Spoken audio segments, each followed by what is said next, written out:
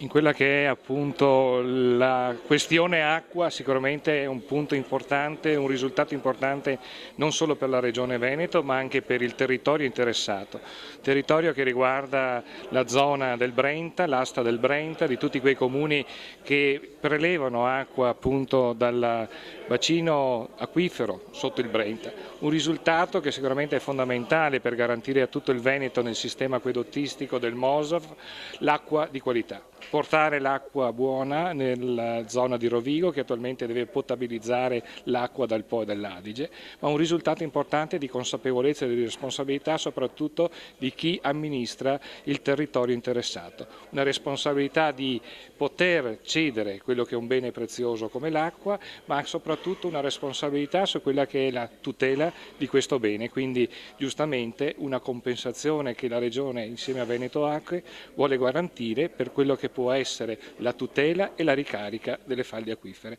Un importante risultato che sicuramente è solamente l'inizio di un percorso che vedrà il Veneto sicuramente esempio di quella che è una gestione importante dell'acqua ad uso potabile, un uso che sicuramente deve essere sotto il controllo pubblico per garantire che questo bene sia per tutti e un bene ottimo per la sua qualità per tutti. Un segno di solidarietà che guarda quello che è un bene importante che deve essere per tutti e quindi il Veneto guarda tutti i suoi cittadini e la responsabilità di questi sindaci vuol dire che la condivisione e il lavoro di consapevolezza da entrambe le parti ha portato un risultato importante che riguarda per tutto il Veneto e sicuramente è fondamentale anche come esempio per altre situazioni che avranno la necessità di investire nel territorio, realizzare opere e infrastrutture con la consapevolezza che devono essere opere che devono essere condivise con il territorio.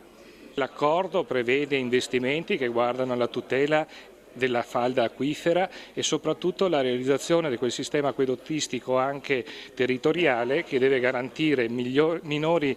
prelievi diretti dal sottosuolo per avere un controllo di quelli che sono i prelievi, dall'altra parte per garantire la potabilità dell'acqua sotto il controllo appunto dell'acquedotto.